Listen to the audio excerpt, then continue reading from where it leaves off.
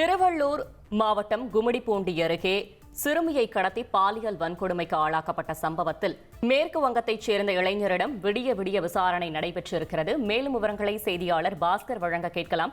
பாஸ்கர், வணக்கம். தற்போது வரை விசாரணை நடைபெற்ற நிலையில் என்னென்ன தகவல்கள் கிடைத்திருக்கிறது? அடுத்த கட்ட நகர்வு என்னவாக இருக்கிறது? திருவள்ளூர் மாவட்டம் கும்மிடிப்பூண்டி அடுத்த ஆரம்பாக்கத்தில் கடந்த 12ஆம் தேதி பள்ளி முடிந்து வீடு திரும்பிய சிறுமி மர்ம நபரால் பாலியல் வன்கொடுமைக்கு உள்ளாயினார். தொடர்ந்து பாதிக்கப்பட்ட சிறுமி தனியார் மருத்துவமனையில் அனுமதிக்கப்பட்டு தீவிர சிகிச்சை பின்னர் டிஸ்சார்ஜ் செய்யப்பட்டு வீடு திரும்பினார். சிறுமி பாலியல் வன்கொடுமை செய்த நபரின் சிசிடிவி காட்சிகளை கொண்டு காவல்துறையினர் தனிப்படை அமைத்து தீவிர தேடுதல் வேட்டை நடத்தினர்.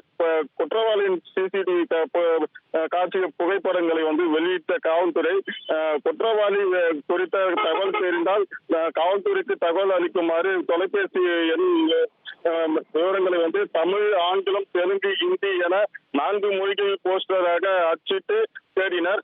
மேலும் குற்றவாளி குறித்த தகவல் அளிக்கப்பட்டவர்களுக்கு 5 லட்சம் ரூபாய் சன்மானம் அளிக்கப்படும் எனவும் காவல்துறை தரப்பில் தெரிவிக்கப்பட்டது. இந்த நிலையில் குற்றம் நடந்து 14வது நாளான நேற்று பிற்பாக ஆந்திரா மாநிலம் சூலூர்பேட்டை ரயில் நிலையத்தில் குற்றவாளி தனிப்படை போலீசார் கைது செய்தனர். தொடர்ந்து தனிப்படை போலீசார் கைது செய்யப்பட்ட வடமாநில இளைஞரை கவரைப்பேட்டை காவல் நிலையம் அழைத்து வந்தனர். வடக்கு மண்டல ஐடி அஸ்ரா கைது செய்யப்பட்ட நபரிடம் நேரடியாக விசாரணை நடத்தினர். முழுமையான விசாரணைக்கு பிறகு நீதிமன்றத்தில் ஆஜர்படுத்தி சிறையில் அடைக்கப்படுவார் என ஐடி அஸ்ரா தெரிவித்தார். இந்நிலையில் விடிய விடிய குற்றவாளியிடம் கவரைப்பேட்டை காவல் நிலையத்தில் விசாரணை நடத்தப்பட்டது. தொடர்ந்து குற்றம் நடைபெற்ற ஆரம்பாக்கம் மாந்தோப்பிற்கு அழைத்து சென்று குற்றவாளியிடம் ஒப்புதல் வாக்குமூலம் வாங்க காவல்துறையினர் திட்டமிட்டுள்ளனர்.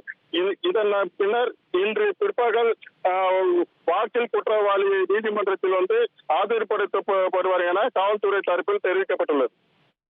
தகவல்களுக்கு நன்றி பாஸ்கர். உங்கள் தந்திவன் தொலைக்காட்சியில் ஆத்மான் செவ்வாய்தோறும் இரவு 8 மணிக்கு காணத் தவறாதீர்கள்.